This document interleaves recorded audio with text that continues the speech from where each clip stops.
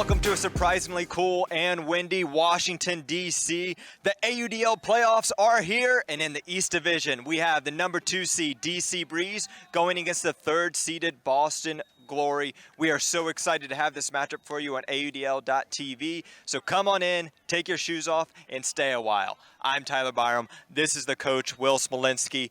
DC, they come in a 9-3 record on the for DC. Gets the disc back, waiting for some cuts. This is Andrew Roy. Nissen going up line. We talked about that patient end zone offense. DC just waiting for opportunities, but Boston, they are a team that's been able to get some big Ds in this spot against the Breeze.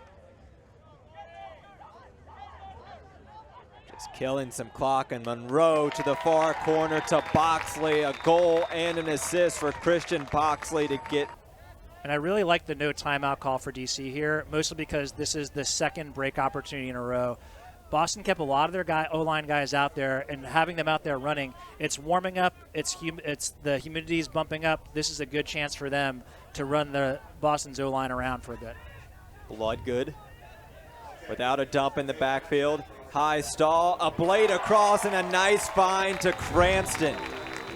Handlers. Rocco Linehan, who's had a great season on the D-line for Boston. He's left wide open, finally picked up by Bloodgood, but now Boston's been able to flow through this defense for DC.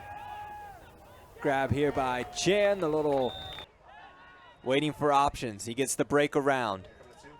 Good grab here by Linehan.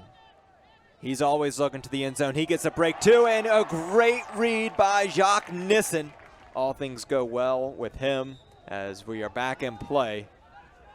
The violation was against the Glory, which got DC the disc in the middle of the field, right on the white line. Yeah, I really hope we get to see Tyler Chan come back in the game. Sam Rosenthal thinks he's the best player in their team. And the stats don't really show that. It's the hustle plays like he just had, I think, that give people that opinion. People being put in positions where they're uncomfortable in the backfield there. Oscar Graff. Inside break to Allen, and Allen, it will be a hold for the Glory, but you can tell off of the jubilation of that celebration, a big point for the Glory. And a beautiful. They've still had success, but it's been a little bit slower and a little bit harder to get to as Boxley gets hand blocked. Man going downfield, Halfland throws it up. No one around him, and Boston finally gets a break. Linehan with the no, he doesn't get the bookends, he's just out. That is unbelievable that wasn't called a foul. That looked like it was clearly in the hands of Christian Boxley when he hit it. And the fist pump there by Nissen gets the disc back for DC. What's that saying? The disc doesn't lie? It took a lot to get there, though. It did. It did. It took an official's call. Gave to you, Will. What are your thoughts on how DC's offense has been? Are you concerned with the stagnation, or are you fine because they're still finding ways to make it work? I think you need to light a fire in some of the secondary cutters. I think that you need to find some way to get them to feel more initiative. Obviously, it's been working, so I think they're going to be hesitant to touch anything on the O-line when you're still scoring. But you know, the answer to your question, to fix it, you need to find a way to empower the guys who are cutting second. Carapella. It's that nice throw past AJ. Campbell, same one. It's floaty. Reese Bergeron is there and rips it away from Davis Brand, and they are now going to talk about it. It's hard to state. Carapella. Sadok just throws that one out of his pocket.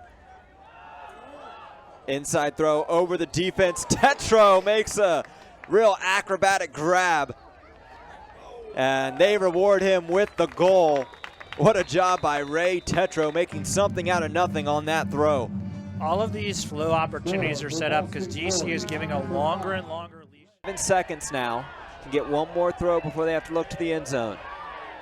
Here it is. They have numbers, a good opportunity for the Glory, read by DC nicely, ripped away by Musa Ja over a crowd. I don't know if we could have drawn that defensive plan up any better. I don't know if DC knew it was overthrown, but the way they set up this back wall here, look, they got bodies. Cranston and AJ are holding everybody back, holding their space. You've been around Truck Stop for several years. I know it's been a while, but who's the resident griller? I'm not sure. It's, I think it was Reese Bergeron was hosting, so maybe him. Orion Cable, a good 4 inches above everyone else, gets that one over Musa Ja and Cranston, and you see both those defenders just hanging their heads down. They knew they did the best they could, but sometimes tall man is just taller than you. And that's part of the game, right?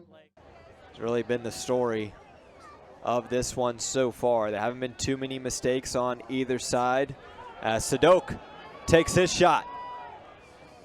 That is Tetro against Ja, and Tetro skies short of the end zone, has a whole other side to work with, and then throws the goal to Halkyard. What is the height mismatch, Musa Ja on Ray Tetro? Is it 6 inches?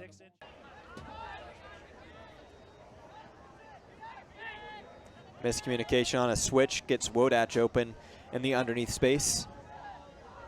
Ort, a couple of big fakes.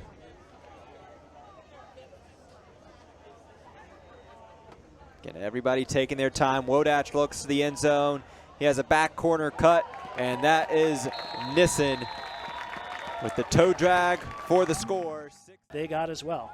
They weren't quite able to punch him in. Linehan over to Taylor to the far corner, and then snagged out of the air by Orion Cable.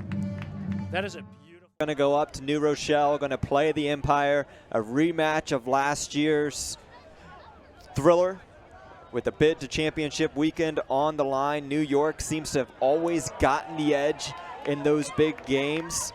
How do you see that one sizing up? It's really been several weeks since we saw both these two teams at full strength. We had the one. What are you going to do to provide pressure in the backfield against this DC offense? A huck here, looking for Carapella. Carapella gets that one over 2 defenders. Again, he has to wait. Halkyard going to give it back to Carapella. Joe Merrill smacks it down, and that will be the final nail in the coffin for this contest, as Merrill, who's had a great game guarding Carapella, gets the D, and now it's just time for the breathe. Believe that would make the most sense for why he moved backwards, but he finds Edmonds. They're less than 3 throws away from ending this game if they want.